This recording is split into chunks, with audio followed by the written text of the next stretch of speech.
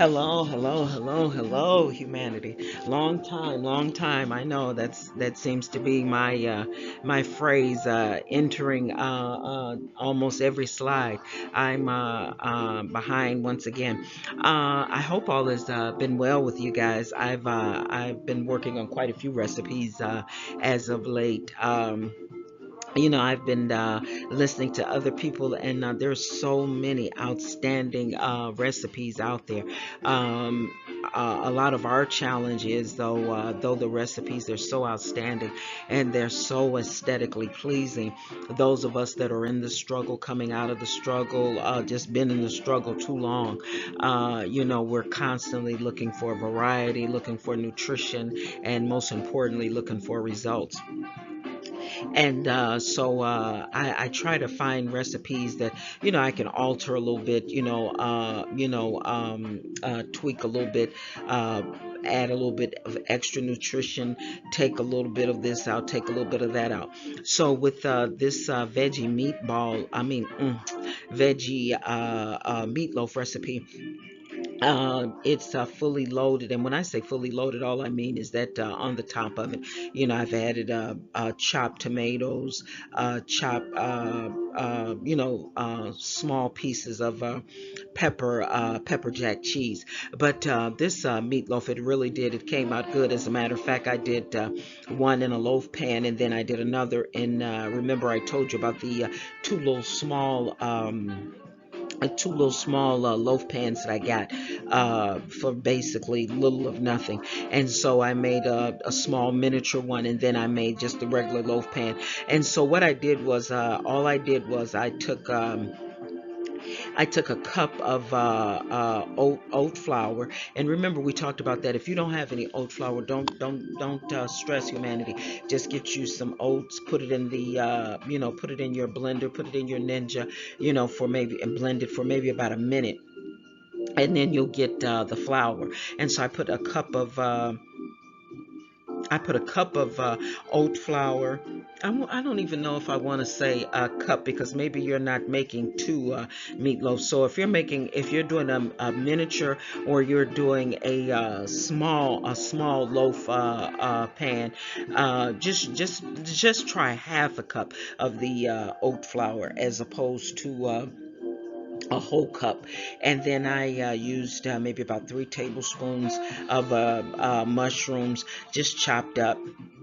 And then I used 2 tablespoons of shredded beets, and you can just buy a beet and then just shred it. You don't have to look around for shredded beets. Just shred your own beets. And so I used 2 tablespoons. And remember, we talked about the spoons. The larger of the spoons, that's the tablespoon, and then the smaller of the spoons, that's the teaspoon. And so what I did was I used 2 tablespoons of shredded beets. I used 1 tablespoon of onion flour, 1 tablespoon of garlic, 1 tablespoon of onion powder, 1 tablespoon of garlic powder, 1 tablespoon of chipotle, Mrs. Dash chipotle seasoning. Then I used one chopped bouillon cube. So, and if you don't have, if you don't want to just, chop it up, just put it in your blender and then just blend it up. It'll take a second. Pour that over in. I used a half a teaspoon of black pepper. I used a fourth of a cup of chopped onions, 1/4 cup of chopped bell pepper, and then I used 1 tablespoon of mustard. I used 2 tablespoons of barbecue sauce, and I blended all of that together. And then I put in maybe about not even a fourth a cup of what was that? What is it? A1 steak sauce. I used 1 tablespoon of that, and so I blended all of that together, and then I put that in the I preheat your oven to 375. I oil the loaf pan, and then I put it in the oven for maybe, I want to say, and don't forget, I put in 1 tablespoon of mozzarella cheese, just for binding, a little extra binding. And all of these recipes, remember they're meat friendly. If if you want to go with shredded chicken breast or turkey breast, that's fine too. And so I put all the ingredients in the oil loaf pan. You use your cooking spray, whatever you want to use, and then I put that in the oven, and I baked it. I baked it for maybe about I want to say maybe 6 minutes, and then after the 6 minutes I pulled it out, and I put on top chopped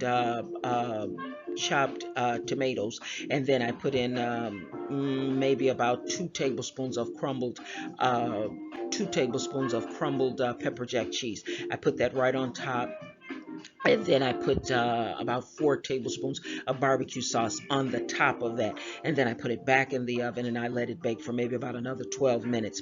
And remember, humanity, my recipes, they're not going to they're not going to make sense, and they're not going to be of any use to you if you're used to, if you haven't had a real struggle with food. you know, um, I don't want to say that an individual would have to be desperate, but I will say that, the recipes, in order for you to even try them, a lot of them, a lot of them, they're not aesthetically pleasing. They don't look like your variety brand recipes. A lot of them, you're not going to get the same taste as your restaurant style meats and menus and things like that. At least some of them, because some of them are coming along. But here's the thing, humanity. When you've struggled to the point to where you've allowed yourself to consume the equivalent, and I know this is redundant now, but I'm just telling you where my recipes, where they originate from. When you're eating the equivalent of 4 individuals, normal individual meals in a day, and at the end of the day you're still hungry. When you're consuming donuts, bags of candy, then other sweet treats, and at the end of the day you're still craving sugar.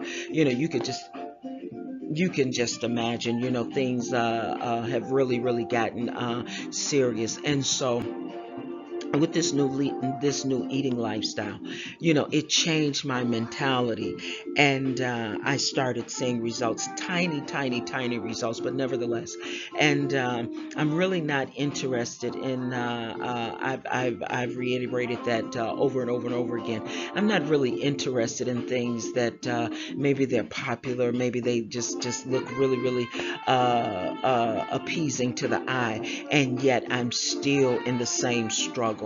I really do believe that some of these recipes, especially if you stick with it, I think the draw with the recipes are they take a lot of the deprivation out. Where you want to have a cheeseburger, you can get a can of chickpeas, and first of all, making sure everything agrees with your physician. And I'm not a clinician, I'm not a doctor, none of that.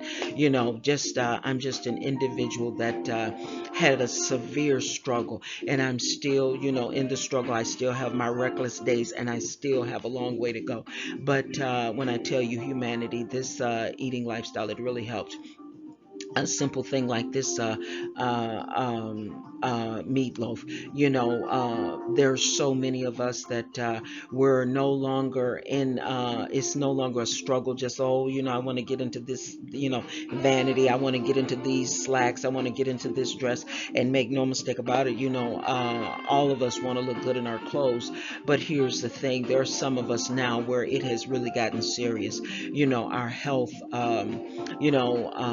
Our health is being affected, or has been affected, or could possibly be affected. And we're looking for solutions. We're looking for things that are long lasting. We're not looking for a trend. We're not looking for the popularity of a particular dish. We want results.